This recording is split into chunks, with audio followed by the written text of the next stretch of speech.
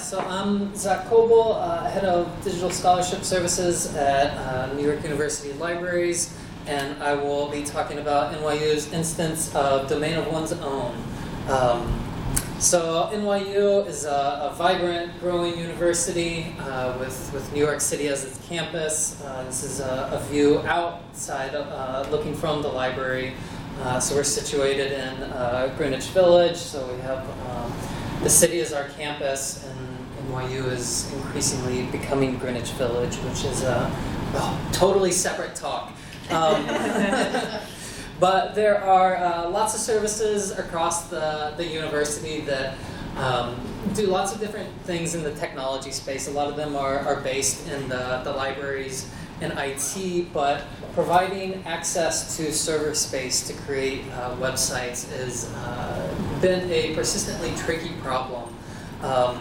And it turns out that what we needed was actually something more along the lines of an old school web hosting service, so enter Reclaim Hosting. So I don't need to explain to you all, thankfully, a lot of how this works. So I'll just give a quick snapshot of some of our usage. It's eligible for all faculty, students, and staff at NYU. Technically, it's for their research needs. I'll come back to that in a little bit. And it's run by the digital scholarship services in the library. So kind of the quick history of the service, the IT department used to run a Linux LAMP stack thing that they had sunset a while ago when we were basically starting this. So that's kind of like the history of like they got rid of that service. We needed something to fill the gap, and that's how we got into offering the domain of one's own service. And that kind of came about because my department is good at gathering data from various places, and we provide a lot of support for digital humanities. So we had more and more people asking us, where do I put my Omeka site, that sort of thing. So we were able to turn that into our use case, our business case for launching this service. And especially in our department, we have an emphasis on scalable and sustainable services. So despite many of the drawbacks, I think that's one of the nice things about academia is that we do get to take our time and do things right because we move a little bit more slowly. And so that's what we're trying to do with our web hosting service. So we've been running for about 3.5 years now. We started as a pilot in 2016. In 2017, it became a full-fledged service. We have 385 sites as of Friday in the WHM list accounts, 752 eligible users. Among those 385 sites, there are 444 Installatron apps installed, 246 WordPress, 171 Omeka, 4 Scalar, 4 Drupal, and some other odds and ends. And the whole service is run by 2 digital scholarship librarians, myself and Ashley Maynor. But really, a crucial part of that team is everybody at Reclaim Hosting. Like, just huge shout out to Lauren Meredith and everybody else. Like, that really wouldn't be possible without you all. Like, there's no way that like 2 non-programmers can offer a web hosting service to a university with over 60,000 students without all of the phenomenal help. So for me, it's something that just like continues to blow my mind of like how this is possible. And I know I don't need to explain it to you all, but like especially when I go and speak at other groups, like people need to like realize that like within the academic community of like being able to build websites, like there is a solution for this. So what else? We will soon be hiring a 3rd technology person, so you all won't have to get my monthly tickets about how to do a DNS change or like create a second site for somebody who already has an account. So kind of where we fit into the technology landscape at NYU. So 385 sites is comparatively small. So there are some other services at NYU that kind of fill in some of the needs. The main one is the IT department runs a WordPress service. So they have over 10,000 sites. So that's kind of like the huge website kind of thing going on at NYU. And so they're part of the same group that runs the LMS, and they started about a year before we did.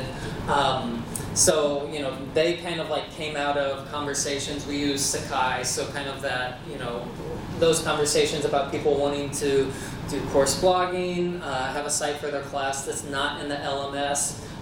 They're kind of working in that space and answering those questions, which I'm totally thankful for, that they're responsible for that. So kind of what they end up offering is they have a pre-vetted selection of themes and plugins for WordPress, which is kind of like the blessing and the drawback of that service in terms of thinking about like plugin vulnerability and security risks. They've vetted all of that, but on the other hand, you inevitably run into sites where you want to do a little bit more. So we have a close partnership with them. And crucially, they provide technical support. So they have a team of students who will help kind of design and build sites. I'll talk a little bit more about the technical support thing in a minute.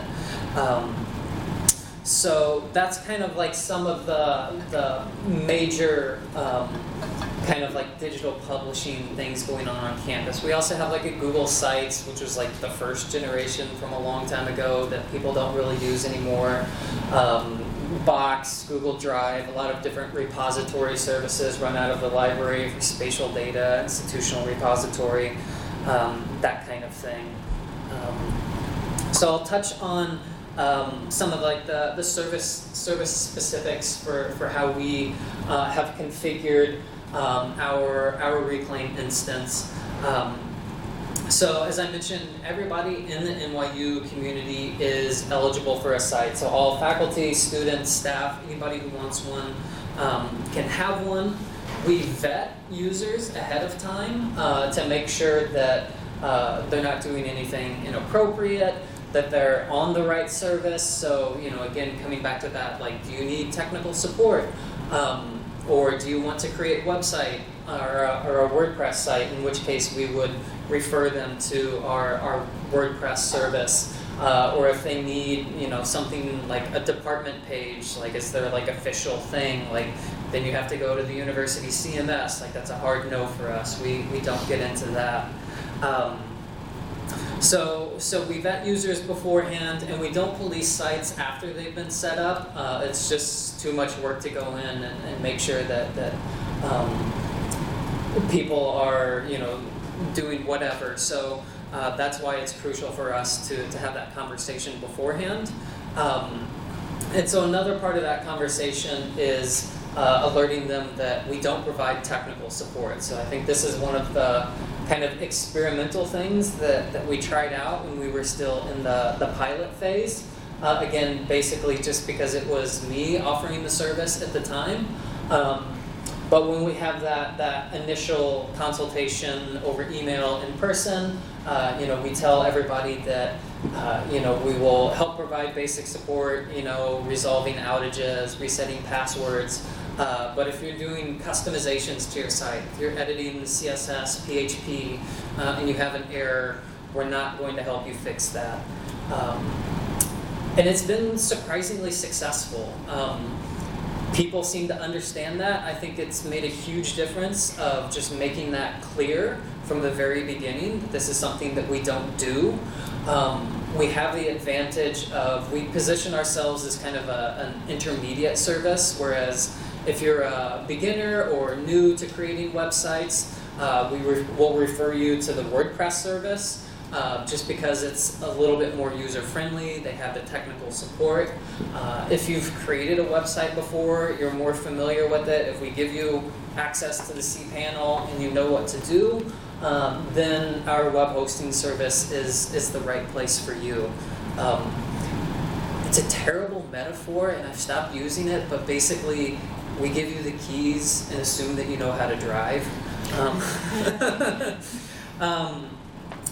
So let's see, what else? So kind of part of like the underlying service philosophy and what we're doing is kind of across the board in the library, we don't embed ourselves in people's projects. So basically, again, going back to that scalable and sustainable thing, we've had departments, another department in the library who, kind of a decade ago was building digital library sites for people, and now that they're on the hook for supporting those in perpetuity. There's a group in IT now that will custom build sites for you if you want them for your course or whatever it is, and they're going to run into the same problem of maintenance and supporting dozens, hundreds of sites in perpetuity. So this is kind of our experiment in a way of not getting the library on the hook for supporting all of these sites. So our model instead is to provide the technical infrastructure and the training that people need to be able to build sites themselves. So we offer like a whole suite of workshops to kind of get people skilled up to do what they need to do. Of course, there's lots of documentation online that people can be referred to. So that's kind of the space that we're trying to carve out. So some of the next steps that we'll be working on, the big one is accessibility. There's been a lot of conversations here this week already about accessibility, and it's something that we're keenly interested in at NYU. Unfortunately, it does come at the heels of a lawsuit a year or two ago, so we have kind of hard mandates of getting up to WCAG compliance and certain hard deadlines when that needs to be met. So in conversations with our accessibility office about how that relates to the reclaim sites, I don't have a lot of answers on that yet. I've been trying to follow up. So I've done an audit, highlighted some of the problematic sites, and now the question is like, what do we do with those? But we are being proactive. Like, we want to make it easier for our users to build more accessible sites. So there's a lot of resources and trainings that people can do at NYU, and also doing things like there's a semi-related project, one of that digital library group that has all these sites that I was just mentioning. We're migrating one of those onto our Reclaim instance, and so part of that is migrating it from Drupal to Omeka. So we're contracting actually with the Omeka dev team to do the migration and build a custom Omeka-esque theme, and so like part of that will be that it's going to be WCAG compliant, and so that's something that is going to be open source. Hopefully we'll be releasing that to the community soon, whenever that's ready. And so that's something that we're going to push onto our Omeka users, of something that we have an Omeka plugin we know meets kind of like the basic requirements of accessibility. Of course, like so much of it depends on how you use it, but that's something that we're working on. Also, HTTPS for our sites, we're going to try and roll that over sometime this summer so that there's an increased level of security there. Deprovisioning accounts, we know kind of what the workflow broadly looks like, but putting that into place and automating that. And then the big thing that I'm personally interested in is thinking about preservation and archiving of sites. So now that we've been doing this for a few years, we have several sites on there, including a couple of students whose thesis project is a website. So there's workflows. We have electronic theses and dissertation workflows for when that's a PDF or a print document, the library gets a copy. But what do you do if the thesis is an Omeka website? Like, how do we preserve that? So that's kind of like at one end of the spectrum. I think there's not going to be a one-size-fits-all solution in thinking about preservation and sustainability for sites, but it's a conversation that's starting to get going, and I'll be really interested to see kind of what shape that takes. So I think I'm about out of time. So. Yeah, you've got a little bit. little bit more, but if you're Okay. good to go. I'll stop there for now and open it up to you all. Thank you for sharing. I'm not to pack 3 questions in one, but I might just do that. All right. I'm just curious if you could talk a little bit more about the vetting process. So how does someone apply, and what is the consultation, and like what's the work around that? And then if it seems like you're sort of walking this line of we want to provide this service, but also we are very limited. So if you have done outreach or had people, I don't know, do you like, I've seen people have like reclaim or like doing everyone's own like tabling or events or things like that. And then my third question is about the training. So is that mostly online resources, or is it like a workshop every week or once a month, and who does that? Right, Yeah. right. Okay. Let me see if I remember all these. So, the vetting. Yeah, so people who want to create a site, you can either, if you happen to find our URL, like you land on the hosting.nyu.edu, there's, what is it? This is our homepage. So you can request an account. It just takes you to a Google form. You give your name, email, and explain why you want to do it. Basically, the vetting happens over email. So same thing for the login. The trick is we use single sign-on. So if you don't have an account and you try and log on, you actually just get kicked over to that form. And so basically, yeah, they fill out the form and then we talk with them and. Do you say no to people ever? Yes. Like how often? It depends what it is. So I don't know if you can really see this, but this is like our document of like all of like the things that happen all the time. So if somebody sends us this initial email, like I just copy and paste this bit right here. So I want to see like what particular piece of software you're using. Like I'm looking for them to use WordPress. If you're using WordPress, we'll kick it over to them. We mentioned the WordPress service because a lot of people we found like they just like want something that they can just like get up and running with. And that one, like if you go there, you can log in and create a site immediately. Like there's no vetting for that. So like there's a lot of melt that happens here. Like you mentioned this other service, they go over there, we never hear back from them again. So like departmental websites is another thing we're looking for. Like that's a hard no. Like it has to be on the university CMS. Making sure that it just kind of like fits into their work at NYU. So some of like the in-between spaces is student portfolio sites. So we'll create sites for people who want to do that. But again, we mentioned that you're going to lose access once you leave NYU, and people usually want to keep that after they leave the university. So oftentimes we'll explain that you can migrate your site onto the personal version of Reclaim, which is super simple, or depending on it's oftentimes a lot of like art students, so like I recommend Squarespace a lot. Like if you want like a pretty site that you can keep forever, like Squarespace is great for that. The second question was workshops or the trainings. The trainings, yes. So that's something that it's been more sporadic to date. We're trying to like scale that into some of the other library departments just have like monthly workshop offerings. Like we offer a dozen workshops. They're scheduled to happen every month. That's our goal.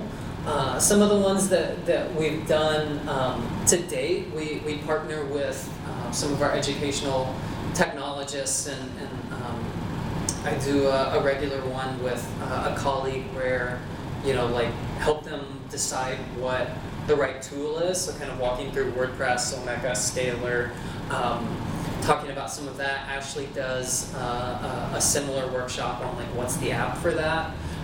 So kind of like giving people the lay of the land, so like they can understand like what they might want to do, what they can do. It's always like a chicken or the egg sort of thing. Like I want to know what you want to do to help you figure out like what's the right tool for that. But usually people who come in are like, I want to know what's possible first.